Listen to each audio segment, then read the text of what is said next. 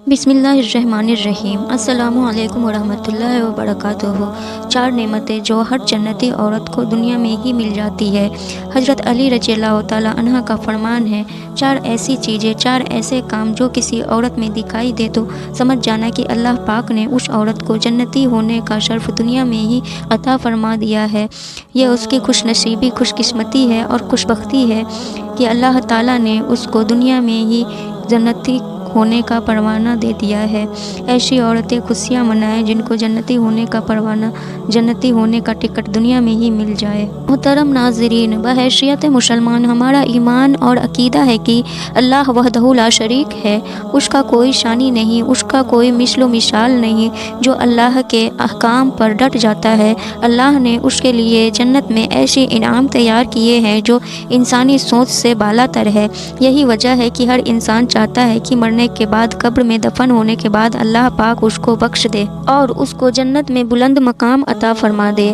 انسان چاہے نیک ہو یا گناہگار، عورت ہو یا مرد، سبھی جنت میں جانا چاہتے ہیں۔ اب جنت کس کو ملے گی، اس بات کا اللہ پاک کے علاوہ کوئی نہیں جانتا۔ محترم ناظرین، آج کی اس ویڈیو میں ہم آپ کو بتائیں گے کہ حضرت علی کرم اللہ وجہہ کریم نے 4 ایسی چیزوں کا ذکر فرمایا ہے کہ جو اللہ تعالیٰ جنتی عورتوں کو دنیا میں ہی عطا فرما دیتے ہیں۔ بہت ساری خواتین کا یہ شکوہ رہتا ہے کہ مردوں کے لیے تو بہت ساری نعمتیں ہیں، اس کے برعکس عورتوں کے لیے کیا انعام ہے جس سے وہ جان سکے کہ کیا وہ بھی جنت کے حقدار ہیں، وہ دنیا میں ہی جنت کی حقدار کیسے بن سکتی ہے۔ اس بارے میں قرآن پاک میں کیا ارشاد ہے، اب ہم آپ کو حضرت علی رضی اللہ تعالیٰ عنہ کے وہ قول بتاتے ہیں جس میں آپ رضی اللہ تعالیٰ عنہ نے 4 چیزیں بتائی۔ اللہ تعالیٰ وہ 4 چیزیں عورتوں کو دنیا میں ہی عطا فرما دیتا ہے، اور یہ 4 علامات جاننا چاہتی ہوں کہ عورتوں میں وہ کون سی خاصیت پائی جاتی ہے جس سے یہ پتہ چل سکے کہ وہ جنتی ہے۔ یہ سن کر حضرت علی رضی اللہ تعالیٰ عنہ فرمانے لگے کہ میں نے رسول اللہ صلی اللہ تعالیٰ علیہ وسلم کو یہ فرماتے سنا ہے کہ دنیا انسان کی زندگی کا سرمایہ ہے اور اس پوری دنیا کا سب سے قیمتی سرمایہ نیک عورت ہے۔ اگر وہ نیک عورت دنیا میں ماں کا رتبہ پاتی ہے تو اس کے قدموں کے نیچے جنت ہو جاتی ہے۔ اگر وہ بیوی کا روپ لیتی ہے تو وہ دنیا کا سب سے قیمتی سرمایہ بن جاتی ہے۔ اسی طرح اگر وہ بیٹی یا بہن کا روپ لیتی ہے تو وہ اپنے ماں باپ اور بھائی بہن کے لیے جہنم سے نجات کا ذریعہ بنے گی۔ اگر اس دنیا میں کوئی بھی خاتون یہ چاہے کہ وہ اپنے والدین، اپنے بھائی، اپنے شوہر اور اپنے رشتہ داروں اور پورے معاشرے میں ایک قیمتی سرمایہ بن جائے اور اسے بلند مرتبہ حاصل ہو جائے تو ایسی خاتون کو اللہ رب العزت کی فرما برداری کرنی ہوگی، اسے اللہ کا حکم بجا لانا ہوگا، اسے اللہ اور اس کے رسول صلی اللہ تعالیٰ علیہ وسلم کے بتائے ہوئے طریقے پر عمل پیرا ہونا ہوگا۔ دوسری علامت یہ ہے کہ اسے سچائی، حق کا ساتھ دینا پڑے گا اور اپنی پوری زندگی سچ کے سہارے گزارنی ہوگی، کیونکہ سچ نجات ہے اور جھوٹ ہلاک کرنے والی چیز ہے۔ سچ انسان کو نیکی اور نیکی انسان کو جنت کی طرف لے کر چلتی ہے اور جھوٹ گھاٹے کا سودا ہے۔ جو عورتیں صبر کرتی ہے وہ جنت کی امانت بن جائے گی۔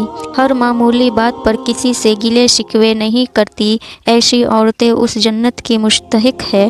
اور آپ اس کی مثال حضرت فاطمہ رضی اللہ تعالیٰ عنہ کی زندگی سے بھی لے سکتے ہیں کہ حضرت فاطمہ رضی اللہ تعالیٰ عنہ کی زندگی میں کیسی کیسی مشکلات آئیں۔ اسی طرح آپ کئی دنوں تک فاقے میں رہتی، اسی طرح آپ رضی اللہ تعالیٰ عنہ اللہ کی طرف متوجہ ہو کر اللہ سے دعا کرتی رہتی اور اللہ کی عبادت میں مصروف رہتی، ذکر و اذکار کرتی رہتی اور دعا مانگتی، پھر اللہ آپ پر اللہ کی مدد نازل ہو جاتی۔ جو عورتیں اللہ سے ڈرتی ہیں اور اپنے شوہر کی فرما برداری کرتی ہے اور وہ بھی جنت کی مستحق بن جاتی ہے۔ ہمیں بھی چاہیے کہ ہمارے گھر میں خاتون کو اللہ ان نعمتوں سے نواز دے اور اللہ رب العزت سے ہر وقت مدد اور گر گرا کر دعا مانگتے رہنا چاہیے۔ ایک بدشکل شخص جس کی بیوی نہایت حسین اور جمیل تھی، رسول اللہ صلی اللہ تعالیٰ علیہ وسلم کی خدمت میں حاضر ہوا۔ آپ صلی اللہ تعالیٰ علیہ وسلم نے اس شخص سے پوچھا کہ تیری بیوی تیرے ساتھ کیا برتاؤ کرتی ہے؟ اس نے کہا، میری بیوی بہت قدر کرتی ہے، میری اجازت کے بغیر گھر سے باہر نہیں نکلتی، اپنے حسن و جمال کا لحاظ نہیں کرتی، میری خدمت کا کا خیال کرتی ہے۔ یہ سن کر آپ صلی اللہ تعالیٰ علیہ وسلم نے فرمایا، جاؤ اور اس سے کہہ دو کہ وہ جنتی عورتوں میں سے ہے، کیونکہ باوجود حسن و جمال کے اپنے شوہر کی تابعداری کرتی ہے اور اس کی بدصورتی پر نہیں جاتی۔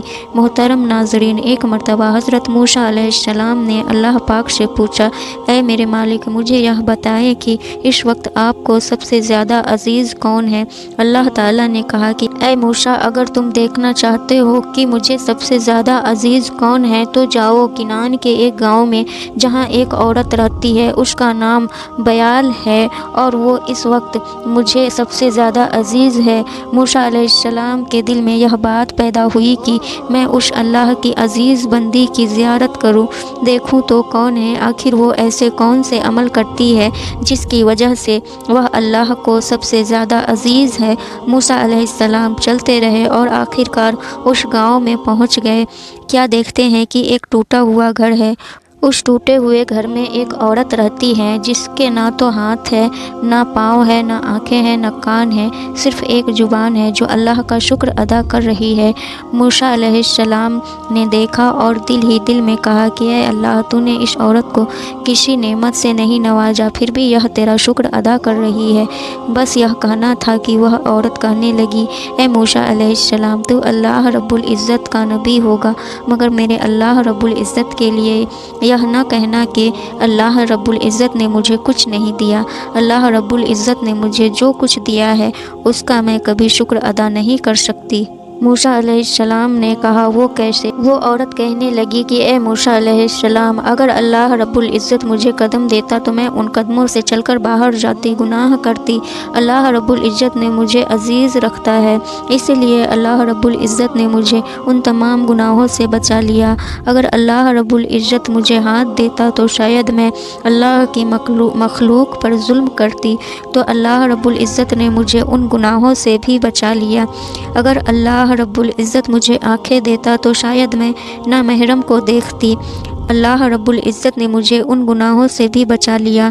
اگر اللہ رب العزت مجھے کان دیتا تو شاید میں گانے سنتی، غیبت کرتی، اللہ نے مجھے ان گناہوں سے بھی بچا لیا۔ اللہ رب العزت نے ایک زبان دی ہے تاکہ میں اس کا شکر ادا کر سکوں، اور نور کی آنکھوں کو اتنا منور کر دیا ہے کہ میں نے کبھی تمہیں نہیں دیکھا لیکن پھر بھی میں تجھے پہچانتی ہوں۔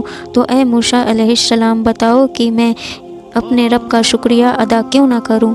حضرت موسیٰ علیہ السلام رونے لگے اور کہنے لگے کہ تمہارا ایمان تمہیں اللہ کے قریب کرتا ہے۔ عورتوں کو اپنا رول ماڈل حضرت فاطمہ رضی اللہ تعالیٰ عنہ کو بنانا چاہیے، جو صبر و رضا کی پیکر تھیں۔ ایک اہم بات اللہ سے ڈرنا ہے۔ جو عورت اللہ سے ڈرتی ہے، شوہر کی تابعداری کرتی ہے اور وفادار رہتی ہے، اس کے لیے بھی جنت ہے۔ جو کمزور اور محتاج لوگوں کی مدد کرنا بھی بہت بڑے اجر والا کام ہے۔ جو عورت یہ کام کرتی ہے وہ بھی جنتی ہے۔ رسول اللہ صلی اللہ تعالیٰ علیہ وسلم نے فرمایا، 7 قسم کے لوگوں کو اللہ تعالیٰ اپنے عرش کے تلے سایہ دے گا جس دن اس کے سائے کے سوا کوئی سایہ نہیں ہوگا۔ اس میں سے ایک وہ ہے جو صدقہ دیتا ہے لیکن اس طرح پوشیدہ طور پر کہ وہ دائیں ہاتھ سے خرچ کرتا ہے تو بائیں ہاتھ کو بھی خبر نہیں لگتی۔ ایک اور کام عزت کی حفاظت کرنا ہے۔ جو عورت اپنے عزت کی حفاظت کرتی ہے، اپنے ذمہ دار، اپنے سرپرست کی اجازت کے بغیر گھر کی دہلیز سے باہر نہیں نکلتی، بے پردگی اور آوارگی سے دور رہتی ہے، اپنے عزت کے ساتھ ساتھ گھر کے ساز و سامان کی بھی حفاظت کرتی ہے، مال کو فضول خرچ نہیں کرتی، اولاد کی ٹھیک تربیت کرتی ہے، اپنے خاوند کی موجودگی میں کسی بھی اجنبی کو اپنے گھر میں داخل ہونے کی اجازت نہیں دیتی ہے، یہ عورت بھی جنتی ہے۔ اللہ کا ذکر کرنا بھی بہت بڑی فضیلت والا کام ہے۔ جنتی عورتیں ہمیشہ اللہ کے ذکر اذکار میں مشغول رہتی ہیں۔ اللہ کے ذکر سے دل کو سکون ملتا ہے، زبان کی حفاظت ہوتی ہے۔ رسول اللہ صلی اللہ تعالیٰ علیہ وسلم نے فرمایا، جو شخص مجھے اپنی زبان کی حفاظت دے گا میں اس کو جنت کی ضمانت دیتا ہوں۔ دوستو، اللہ ہم سب کو بھی اپنے نیک راستوں پر اور حق پہ چلنے کی توفیق و رفیق عطا فرمائے اور ہمیں نیک عمل کرنے کی توفیق عطا فرمائے۔ اور ہمیں اپنے نیک بندوں میں شامل عطا فرمائے، آمین یا رب العالمین۔